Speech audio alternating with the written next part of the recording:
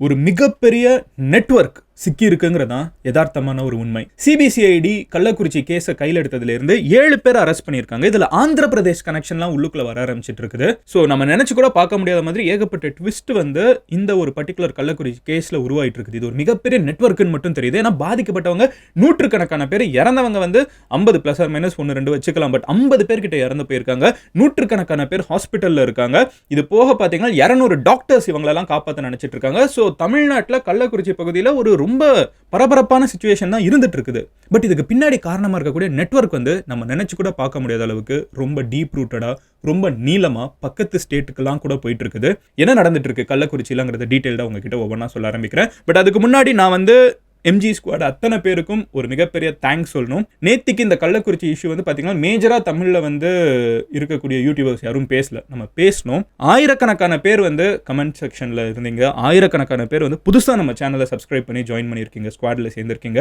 20,000-30,000 பேர் லைக் பண்ணியிருக்கீங்க, ஷேர்ஸ் ஏகப்பட்டது போயிருக்குது. ஸோ இவ்வளவு சப்போர்ட் நம்ம ஊரில் ஒரு விஷயம் நடந்துட்டு இருக்கப்போ உங்ககிட்ட சிம்பிளாக வந்து சேர்க்கறதுக்கு நீங்கள் கொடுக்குறீங்கிறது தான் என்னைய வந்து எப்போவுமே எக்ஸ்ட்ராவாக ஒரு ஒர்க் இதை ஒரு மறுபடியும் பண்ண வச்சுட்டு இருக்குது. So thank you for that. இப்போ நான் வந்து கள்ளக்குறிச்சியில் நடந்த முக்கியமான விஷயங்கள், லாஸ்ட் 24 ஹவர்ஸில் தெரிய வந்த விஷயங்கள், நெட்வொர்க் எல்லாத்தையுமே சொல்ல ஆரம்பிக்கிறேன். ஃபர்ஸ்ட் விஷயம் என்னன்னு பார்த்தீங்கன்னா, நான் ஆல்ரெடி சொன்ன மாதிரி இறந்தவங்களோட எண்ணிக்கை வந்து 50 கிட்ட போயிடுச்சு. எடப்பாடி பழனிசாமி அவங்க பார்த்தீங்கன்னா காலையில் அசம்பிளி ஆரம்பிக்கிறதுக்கு முன்னாடியே வந்து ஃபுல்லாக பிளாக் ட்ரெஸ்லாம் போட்டு உள்ளுக்குள்ள வந்து ஒரு பெரிய கூச்சல் போட்டாங்க. அண்ட் அது கூடவே வந்து ஒரு மிகப்பெரிய எதிர்ப்பையும் தெரிவித்தாங்க. அண்ட் அவங்க வந்து அப்போவே சொன்னது வந்து 50 பேர்கிட்ட இறந்துட்டாங்கன்னு எங்களுக்கு நியூஸ் வந்துருச்சுன்னு சொன்னாங்க. இப்போ மீடியாவிலலாம் பார்த்தீங்கன்னா 50, 52, 48 இந்த நம்பர்ஸ்குள்ளே தான் போயிட்டு இருக்குது. But 50 plus or minus 1 or 2ன்னு வச்சுக்கிட்டோனாலுமே 50 பேர் ஒரு ஊரில் ஒரே நேரத்தில் இறந்து போகிறாங்கங்கிறது கோவிடை விட ஒரு கொடுமையான விஷயமாக தான் நம்மளுக்கு இருக்குது.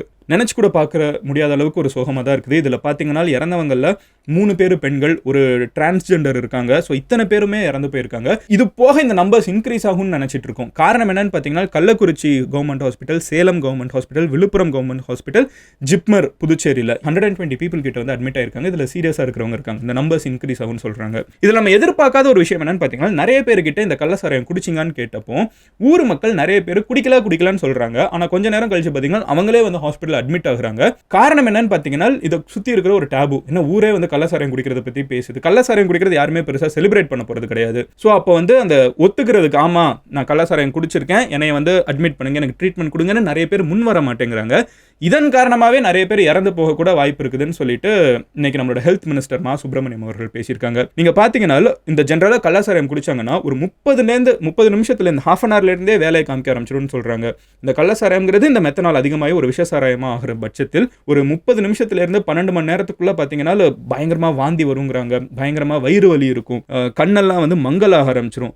ஒரு 12 மணி நேரத்துலேருந்து 24 ஹவர்ஸ்க்கு வந்து எல்லாம் சரியான மாதிரி ஒரு பிம்பத்தை நம்ம உடல் கொஞ்சம் நேரத்துக்கு கொடுக்கும். பட் அதுக்கப்புறம் பார்த்தீங்கன்னா மறுபடியும் வந்து ஹார்ட் பயங்கரமாக அடிக்க ஆரம்பிச்சிடும். அண்ட் ஒரு 24 ஹவர்ஸ் கழிச்சு பார்த்தீங்கன்னா கிட்னி வந்து கம்ப்ளீட்டாக அஃபெக்ட் ஆகிடும், கண்ணு வந்து கம்ப்ளீட்டாக தெரியாமல் போயிடுங்கிறாங்க. நிறைய பேர் வந்து இங்கே பேசாமல் இருந்த ஒரு விஷயம் என்னன்னு பார்த்தீங்கன்னா, இறந்தவங்க நிறைய பேருக்கு கண்ணு தெரியாமல் போயிருக்கு. முதல்ல கண்ணு தெரியாமல் இந்த மெத்தனாலே வந்து அதிகமாக பார்த்தீங்கன்னா இந்த கள்ளசாராயத்தில் இருக்கக்கூடிய ஒரு முக்கியமான இன்கிரீடியன்ட்டே வந்து கண்ணோட ஆப்டிக் நர்வ்ஸை வந்து பயங்கரமாக போய் அஃபெக்ட் பண்ணுது. ஸ்டேஜ் 4ல் இறந்து போயிடுறாங்க. நிறைய பேர் வந்து வெளியே வந்து ஒத்துக்க மாட்டேங்கிறாங்க இந்த மாதிரி நான் கள்ளசாராயம் குடிச்சிருக்கேன்னு.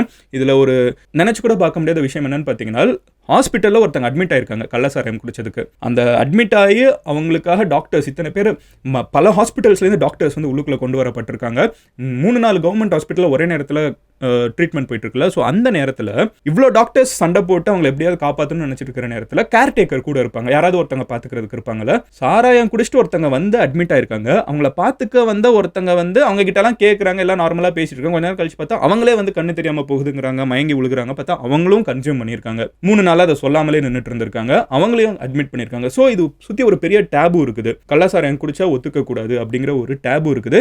அதனாலே நிறைய பேர் முன் வராமல் அந்த கால தாமதமாகிறதுனால இறந்து போயிருக்காங்க. எண்ணிக்கை வந்து இப்போ 50 கிட்ட போயிருக்கு. ஹாஃப் அ செஞ்சுரி நினச்சி கூட பார்க்க முடியாத ஒரு கவலைக்கிடமான ஒரு நம்பர் தான். அதை எப்படியுமே வந்து நம்ம தாண்டி சொல்ல முடியாது. ரொம்ப கஷ்டமான ஒரு விஷயம் தமிழ்நாட்டுக்கு. பட் இதெல்லாம் காரணம் யாருன்னு நம்ம நேத்திக்கே பேசணும்னு பார்த்தீங்கன்னா, கண்ணுக்குட்டி அப்படின்னு சொல்லப்படுற ஒரு பர்டிகுலர் பர்சன் தான் இந்த ஊருக்கு நடுவிலேயே வச்சு வித்துட்டு இருந்ததுங்கிறத நம்ம பேசியிருந்தோம். இந்த கண்ணுக்குட்டியை வந்து இப்போ அரெஸ்ட் பண்ணிட்டாங்க. அவர்கிட்ட வந்து சிபிசிஐடி பேசினதை பற்றி பிடி எக்ஸ்க்ளூசிவ்ல வந்து ஒரு நியூஸ் நான் உங்ககிட்ட சொல்கிறேன். கண்ணுக்குட்டி வந்து வாக்குமூலம் கொடுத்ததுல வந்து அவரோட தம்பி, அவரோட ஒய்ஃப் எல்லாருமே இதில் இன்வால்வ் ஆயிருக்காங்க. ஸோ அவர் தம்பி வந்து தாமோதரன் ஒருத்தங்க இருக்காங்க, கண்ணுக்குட்டின்னு ஒருத்தர் தான் வந்து இந்த வேலையெல்லாம் பார்த்துருக்காரு. கண்ணுக்குட்டி கொடுத்த வாக்குமூலத்தில் சின்னதுரைன்னு ஒருத்தர் வந்து மிடில் மேன் இருக்காருன்னு தெரிய வந்திருக்குது. இந்த சின்னதுரையை போய் நம்ம கேள்வி கேட்குறப்போ மாதேஷ்னு ஒருத்தர் பாண்டிச்சேரியில் இருக்காருன்னு தெரியுது. அந்த மாதேஷ் கிட்ட போய் கேட்டால் இவங்க வந்து ஆந்திர பிரதேஷ்லேருந்து இந்த மெத்தனாலை வந்து உள்ளே கொண்டு வந்து அதை ட்ரெயின் வழியாக கொண்டு வராங்க. ட்ரெயின் வந்து சென்னை, ஹைதராபாத் டு சென்னை, சென்னையிலேருந்து கள்ளக்குறிச்சிக்கு போகுதுங்கிறதெல்லாம் எப்படி ட்ரெயினில் இது கடத்துறாங்கன்னு தெரியல, பட் ட்ரெயின் வழியாக வருது. அதுக்கப்புறம் இங்கே வந்து காய்ச்சி ஊருக்குள்ளே போய் விற்கிறாங்க. இப்போ இந்த கடைசியாக வந்து இத்தனை பேர் இறந்து போகிறப்போ இந்த கண்ணுக்குட்டிங்கிற ஒரு ஆள் இருக்கார்ல, அவர் தான் ஃபேமிலியாகவே இதை ஒரு பிஸ்னஸாக பண்ணிருக்காரு, ஒரு ஃபேமிலி பிஸ்னஸ் மாதிரி பண்ணிருக்காரு. அவரோட தம்பி தாமோதரன் வந்து இதை டேஸ்ட் பண்ணி பார்த்துட்டு இது ரொம்ப காட்டமாக இருக்குது, இது ரொம்ப சரியில்லை, இதில் ஏதோ பிரச்சனை இருக்குது அப்படிங்கிறப்போ அந்த மாதேஷுங்கிறவர் என்ன சொல்லியிருக்காருன்னு பார்த்தீங்கன்னா, இது வந்து விலை உயர்ந்த சாராயம்னு சொல்லி வித்துரு அப்படின்னு சொல்லிட்டு தெரிஞ்சே இதை பண்ணியிருக்காங்க. அண்ட் இந்த ஆந்திர பிரதேஷ்லேருந்து வருதுன்னு சொல்கிறப்போ இந்த மெத்தனால் எப்படி வருதுன்னு பார்த்தீங்கன்னா, மோஸ்ட்டாக மெத்தனால் வந்து ஒரு ஃபேக்ட்ரிக்கு ஃபேக்ட்ரி ப்ரொடக்ஷனுக்கு மெத்தனால் நிறைய தேவைப்படும், ஃபேக்ட்ரி கிளீனிங்க்கு நிறைய தேவைப்படும், நிறைய ரீசன்ஸ் இருக்குது. இந்த மெத்தனால் வந்து ஆந்திர பிரதேஷ்லேருந்து சோர்ஸ் பண்ணுறாங்கன்னு சொல்கிறப்போ அங்கே இந்த லிமிட் இவ்வளோதான் இங்கே போகணும்னு சொல்கிறது மீறி சம்டைம்ஸ் வருது. இது போக பார்த்தீங்கன்னா இந்த ஒரு சுச்சுவேஷனில் மெத்தனால் வந்து நிறைய மிக்ஸ் ஆகி அது வந்து யூஸபிள் கண்டிஷனை தாண்டி போகல. பேசிக்காக அது வந்து ஒரு பேட் மெத்தனாலாக இருக்கும்ல, அது வந்து அதோட லைஃப் டைம், அது வந்து லைஃப் டைம் மட்டும் கிடையாது, அது கெட்டு போன ஒரு மெத்தனாலாக இருக்கும்ல. ஸோ அப்படி எக்ஸ்பயர்டு மெத்தனால், ஒரு யூஸ் பண்ணக்கூடாத மெத்தனால் கூட வந்து இங்கே வரவழைக்கப்பட்டிருக்குது. அண்ட் அந்த மாதிரி மிக்ஸ் பண்ணுறப்போ அது ரொம்ப காட்டமாகவும் இருந்திருக்குது. அதை தெரிஞ்சு கேட்டப்போ இதை விலை உயர்ந்த சாராயம்னு சொல்லி வித்துருன்னு சொல்லிட்டு கொடுத்துருக்காங்க. அதோட எதிரொலியாக இத்தனை பேர் குடிச்சு அதை ஒத்துக்காம நிறைய பேர் நம்மளுக்கு எதுவும் ஆகாதுன்னு நினச்சி நேரமாக காப்பாற்றுறது கஷ்டம். முடிஞ்ச அளவுக்கு ½ அன் ஹவர்க்குள்ள காப்பாற்றினா எப்படி முடியும்? குடிச்சிட்டு யாராவது அவங்க டேரெக்டாக போய் அட்மிட் ஆகலாம் மாட்டாங்க. ஸோ இந்த டேபு அட்டாச் ஆனது நிறைய பேர் இறந்து போக வச்சிருக்குது. அண்ட் இந்த சரக்குக்கு பேர் என்ன அப்படின்னு பார்த்தீங்கன்னா, அந்த ஊருக்குள்ளே வந்து மூளை கடிச்சா சாராயம் அப்படிங்கிறாங்க. அது ஒன்றும் இல்லை, ஒரு மீன் வாங்க போயிருக்கீங்களா மார்க்கெட்டில்? லைக் மீன்னா வந்து இந்த அக்வாரியமில் வைக்கக்கூடிய மீன் சொல்கிறேன். அதை வந்து ஒரு பேப்பரில் வந்து தண்ணியை ஃபில் பண்ணி ஒரு மீனை உள்ளே போட்டு கட்டி கொடுப்பாங்கல்ல. இப்போ நீங்கள் அதை வந்து எப்படி வெளியே இருப்பீங்க? ஒன்று கவரை கம்ப்ளீட்டாக ரிமூவ் பண்ணி நீங்கள் உங்கள் அக்வாரியம்குள்ளே மாற்றலாம், இல்லைனா கீழே வந்து உங்களை கட் பண்ணி விட்டு ஊற்றுவீங்கல்ல. ஸோ இந்த மூளையை வந்து கடிச்சு அந்த மாதிரி இதுக்குள்ளே சாராயத்தை ஃபில் பண்ணிடுறாங்க. ஒரு பேசிக் பாலித்தீன் கவருக்குள்ளே சாராயத்தை ஊற்றிடுறாங்க. இந்த கள்ள சாராயத்தை ஊற்றினதுக்கப்புறம் கட்டி ஒரு பொட்டலம் 50 ரூபா 60 ரூபா அந்த மாதிரி விற்கிறாங்க. அப்போ கீழே மூளையை வந்து கடிச்சு குடிக்கிறதா மூளை கடிச்சா சாராயம் அப்படிங்கிறாங்க. இதை வந்து 50 ரூபாய்க்கு கொடுக்குறாங்க. எப்போ கவர்மெண்ட் ஹாலிடேஸ் வருது, அப்போ காந்தி ஜெயந்தி மாதிரி நாட்கள் இருக்குது, எலெக்ஷன் அன்னைக்கு, இந்த மாதிரி நேரத்தில் வந்து டாஸ்மாக்லாம் மூடிடணும், ஸோ சரக்கு கொடுக்கக்கூடாது. அந்த மாதிரி நாட்களில் இந்த 50 ரூபா இதை வந்து 100 ரூபான்லாம் சொல்லி விற்ற நேரம் இருக்குது. ஸோ இவ்வளோ வந்து யோசிச்சு பாருங்க, ஆந்திர பிரதேஷ்லேருந்து ட்ரெயின் வழியாக கள்ளக்குறிச்சிக்கு சென்னை வழியாக ட்ரெயின் யூஸ் பண்ணி சென்னை வழியாக கடத்தி கொண்டு வந்து அதை காய்ச்சி அதை ஊருக்கு நடுவில் வந்து விற்க முடியுதுனால் இதில் எத்தனை பேர் இன்வால்வ் ஆகிருக்கணுங்கிறத யோசிச்சு பாருங்கள். நம்மளுக்கு இப்போ ஆப்வியஸாக கிடைச்ச பெயர்கள் வந்து இந்த கண்ணுக்குட்டின்னு விற்ற ஒரு பர்சன், அவங்களோட குடும்பத்தில் இருந்த தாமோதரன், இதுக்கு சப்ளை பண்ண மாதேஷ், நடுவில் இருந்த சின்னதுரை, இந்த மாதிரி 7 பேர் அரெஸ்ட் ஆயிருக்காங்க. பட் இவங்கெல்லாம் மசில்ஸ், இவங்கெல்லாம் வேலையை செஞ்சவங்க. இந்த வேலையை இவ்வளோ போலீஸு, இவ்வளோ சிஸ்டம், இதெல்லாத்தையும் மீறி இவங்களை ஃப்ரீயாக ரன் பண்ண விட்டதுக்கான பின்னாடி இருந்த ஆட்கள் யார் அப்படிங்கிற கேள்வி ஸ்ட்ராங் ஆகிட்டு இருக்குது. அண்ட் அஃப்கோர்ஸ் இருக்கிற எல்லா பொலிட்டிக்கல் பார்ட்டிஸுமே வந்து இந்த கட்சியில் இருக்கிற எம்எல்ஏ தான், அந்த கட்சியில் இருக்கிற எம்எல்ஏ தான் சொல்லி மாற்றி கை காமிச்சிட்டு இருக்காங்க. பட் இதில் எத்தனை பேர் இன்வால்வ் ஆயிருக்காங்கிறத கண்டிப்பாக வெளியே கொண்டு வர வேண்டியது தமிழ்நாட்டில் இருக்கக்கூடிய அரசாங்கத்தோட முக்கியமான கடமையாக இருக்குது. இதில் இன்னொரு விஷயம் என்னென்னு பார்த்தீங்கன்னா, ஆல்ரெடி 22 பேர்கிட்ட வந்து இறந்து போனாங்க இதே மாதிரி கள்ளசாராயம் குடிச்சு. இதே கள்ளக்குறிச்சியிலேருந்து ஒரு 70 கிலோமீட்டர் தூரத்தில் இந்த செங்கல்பட்டு, இந்த விழுப்புரம் ஏரியா, இந்த இடத்துலலாம் இதில் பார்த்தீங்கன்னா ஆல்ரெடி 21 பேர் வந்து இது என்ன ஆச்சு, இதில் என்ன ஆக்ஷன் எடுத்திருக்கீங்கன்னு சொல்லிட்டு இன்னைக்கு கோர்ட்டும் கேட்டிருக்காங்க. ஆல்ரெடி போன வருஷம் இந்த மாதிரி நடந்துச்சுல, அப்போ நீங்கள் என்ன ஆக்ஷன் எடுத்தீங்கன்னு கேட்டப்போ கவர்மெண்ட் சைட்லேருந்து வரக்கூடிய பதில்கள் என்னன்னு பார்த்தீங்கன்னா, 21 கிரிமினல்ஸ் வந்து அரெஸ்ட் பண்ணப்பட்டிருக்காங்க போன வருஷம். 8 பேர் வந்து குண்டாஸில் போடப்பட்டிருக்காங்க அப்படிங்கிறது. அண்ட் அஃப்கோர்ஸ் இதெல்லாம் அவங்க சொல்லி முடிச்சு நாங்கள் இந்த ஆக்ஷன் எடுத்திருக்கோம்னு சொன்னாலும் இங்கே சரக்கு கள்ளசாராயம் ஓடிட்டு இருக்கிறது நிறுத்தப்பட்டிருக்கான்னு கேட்டிங்கன்னா இல்லைங்கிறத இது அர்த்தமான ஒரு விஷயம். அண்ட் அது ரீசெண்ட் டைம்ஸில் ரொம்ப அதிகமாக இருக்குங்கிறது வந்து அந்த ஊர் மக்கள் எந்த நியூஸ் சேனலில் யார் மைக்கு நீட்டினாலும், எந்த நியூஸ் சேனல் மைக்கு நீட்டினாலும் ரொம்ப காமனாக சொல்கிறது, எங்கள் ஊருக்கு நடுவில் வந்து விற்பாங்க, ஊருக்கு நடுவில் வச்சு வித்துட்டு இருக்காங்க, ஒரு குடும்பமே இந்த தொழிலை பார்த்துட்டு இருக்குது, யாருமே கேட்கறதுக்கு ஆள் இல்லை. அதையும் மீறி யாராவது போலீஸ் கிட்ட போய் சொன்னாங்கன்னா போலீஸ் வந்து யார் இந்த மாதிரி போட்டு கொடுக்குறாங்கிறதையும் இவங்க கிட்டே சொல்கிறாங்க, அவங்கள மிரட்டுறாங்க. இது எல்லாமே வந்து ரெஜிஸ்டர் பண்ணப்பட்ட மக்களோட குரல்கள். இவ்வளவு நம்ம வந்து ஆல்கஹால் அண்ட் கள்ளசாராயம் அப்படிங்கிற ஒரு விஷயத்துக்கு போயிட்டு இருக்கப்போ நம்மளுக்கு ஒரு பெரிய டவுட் என்னன்னா, கள்ளசாராயம் 50 ரூபாய் இவ்வளோ பிரச்சனை இருக்குது, ஏன் கள்ளசாராயம் குடிக்கிறாங்கிற ஒரு கேள்வி இருக்கிறப்ப நிறைய பேர் சொல்ற ஒரு பதில் வந்து, ஏன்னா அவங்க எல்லாருக்குமே தெரியும் 2001ல் பார்த்தீங்கன்னா 53 பேர் இதே மாதிரி இறந்து போயிருக்காங்க கள்ளசாராயம் குடிச்சு. 200 பேர் கண் பார்வை இழந்திருக்காங்க. ஸோ ஒரு 20 வருஷத்துக்கு முன்னாடி நம்ம ஊரில் இது நடந்திருக்குது. ஸோ கள்ளசாராயம் இப்போ நம்மளுக்கு இது தெரியாமல் இருக்கலாம், ஆனால் கள்ளசாராயம் கன்சியூம் பண்ணுறவனுக்கு இது தெரியும். அப்போ தெரிஞ்சே வந்து இவங்க இதை கன்சியூம் பண்ணுறதுக்கு அங்கே வந்து ஒரு ரீஹாபிலிட்டேஷன் பண்ணுறதுக்கு வாலண்டியர்ஸ்லாம் நிறைய பேர் இருக்காங்க. அவங்கெல்லாம் வந்து இன்னைக்கு அவங்க கூட வந்து ஃபெட்ரல் அதில் வந்து பேசுகிறப்போ சொல்கிறாங்க, நீங்கள் போய் அங்கே குடிக்கிறவங்க கிட்ட குடிக்காதீங்கன்னு சொன்னால் என்ன பண்ணுவாங்க அப்படின்னா, அவங்க எங்களை பார்த்து சிரிப்பாங்க, எங்களை பார்த்து கலாய்ப்பாங்க. அண்ட் மோஸ்ட்டாக இந்த தடவை இறந்து போனவங்க கூட பார்த்தீங்கன்னா மூட்டை தூக்கும் தொழிலாளிகள் நிறைய பேர் இருக்காங்க. அவங்களோட உடல் சோர்வை போக்குறதுக்கு அவங்க அதை குடிக்கிறோன்னு சொல்லி நியாயப்படுத்துகிறாங்க. அண்ட் அவங்க கிட்ட வந்து நம்ம போய் சொன்னோன்னா அவங்க வந்து நம்மளை கலாய்க்கிறாங்க, அது போய் என்ன பண்ணுறது அப்படிங்கிறாங்க. ஸோ இந்த மாதிரி பிரச்சனைகள் வந்து இவங்களை மாற்றணும், சீர்திருத்தணும்னு நினைக்கிறவங்களுக்கும் இருக்குது. இதுக்கெல்லாம் நடுவில் நம்மளுக்கு நான் இதெல்லாம் பார்த்துட்டு இருக்கிறதுனால நான் வந்து சும்மா டாஸ்மாகை பற்றியும் ஸ்டடி பண்ணி பார்த்தேன். ஏன்னா நான் வந்து ஒரு மொடா குடிகாரன் கிடையாது.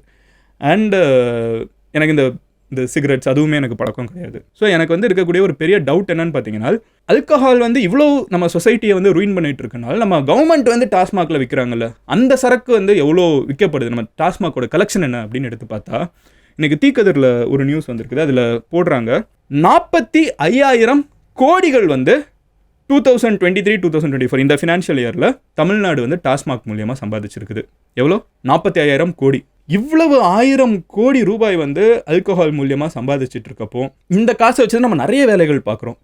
இந்த மணியை வச்சு தான் வந்து நம்ம ஊரில் நிறைய நலத்திட்டங்கள் நடந்துட்டு இருக்குது. அப்போ கள்ளசாராயம் வந்து போகிறத தடுக்கிறதுக்கு நம்ம இதுலேருந்து எவ்வளோ எஃபர்ட் போடணும்? உங்களோட மெயின் சோர்ஸ் ஆஃப் இன்கமாக டாஸ்மாக் வச்சுருக்கீங்க. அதில் இவ்வளவு 45,000 கோடி நினச்சி கூட பார்க்க முடியாத, தலை சுற்றி வைக்கிது நம்பர். இதெல்லாம் வந்து ஷேர் மார்க்கெட்டில் லிஸ்ட்டாக இருந்துச்சுன்னா ரிலையன்ஸ்க்கு மேலே போயிடும் போல். 45,000 crores வந்து நீங்கள் டாஸ்மாக் மூலியமாக தமிழ்நாடு அரசாங்கம் வந்து வருஷம் பிஸ்னஸ் பண்ணுறீங்க, சம்பாதிக்கிறீங்க. அதில் வந்து கள்ளசாராயம் மாதிரி உடலை வந்து சாகடிக்கக்கூடிய விஷ சாராயங்களை தடுக்கிறதுக்கு எவ்வளவு செலவு பண்ணுறோம்? இதில் நீங்கள் பார்த்தீங்கன்னா ஆல்ரெடி அரெஸ்ட் பண்ணியிருக்கோம், போன வருஷமே அரெஸ்ட்லாம் பண்ணியிருக்கோன்னு சொல்லி கவர்மெண்ட் டேட்டா எடுத்து காமிக்கிறாங்க. அப்போ அதையும் மீறி ஏன் இது நடந்துட்டு இருக்குது? அப்போது அரெஸ்ட் பண்ணுறதை மீறி இதில் ஒரு வருமானம் பார்க்குறாங்கிற ஒரு ரிஸ்க் எடுத்து தானே உள்ளுக்குள்ளே வரான். அப்போ அவ்வளவு ரிஸ்கியாக என்னானாலும் பரவாயில்லன்னு சொல்லி உள்ளே வரான். அட் த சேம் டைம் ஒரு பெரிய நெட்வொர்க் சப்போர்ட் இல்லாமல் இதை பண்ண முடியாது. ஏன்னா அட்மிட் ஆனவங்களுடைய நம்பரை பாருங்க, 100கணக்கான பேர் அட்மிட் ஆயிருக்காங்க, 50 பேர் இறந்து போயிருக்காங்க. இவ்வளவு பேர் பாதிக்கப்படுறப்போ the network is much larger. இந்த வீடியோ மூலியமா நான் வைக்கக்கூடிய ஒரே ஒரு ரெக்வெஸ்ட் என்னன்னு பார்த்தீங்கன்னா, 45,000 crores வந்து டாஸ்மாக் மூலியமா சம்பாதிக்கிறோம். அதில் ஒரு போர்ஷன், அட்லீஸ்ட் ஒரு 1% ஆஃப் தட் இந்த மாதிரி கள்ளசாராயங்கள் காய்ச்சறதுல இருந்து தடுக்கிறதுக்கு செலவு பண்ணுங்க. இன்னைக்கு நியூஸ் நீங்கள் எடுத்து பார்த்தீங்கன்னா வெள்ளூரில் வந்து இதை 10 கிலோ வச்சிருக்காங்க. மண்ணுக்குள்ளெல்லாம் வந்து டேங்காக இருக்குது, அதுக்குள்ளெல்லாம் கள்ளசாராயம் இருக்குது. அதெல்லாம் எடுத்து போலீஸ் ஒரு நாளில் சிபிசிஐடினால இவ்வளோ எடுக்க முடியும்னால இப்போ தமிழ்நாடு ஃபுல்லாக எங்கெங்கே இருக்குங்கிறது அவங்க ஆக்சுவலாக அவங்களை ஃப்ரீ ஹேண்டு கொடுத்து இது எல்லாத்தையும் முடிங்கன்னு சொன்னால் தமிழ்நாடு போலீஸ் முடிச்சிருவாங்க. இதை எல்லா இடத்தையும் தமிழ்நாட்டில் வந்து கள்ளசாராயத்தை கண்ட்ரோல் எடுத்துருவாங்கிறதுல 1% கூட டவுட் கிடையாது. Because Tamil Nadu police are that capable, very strong people, very strong police force.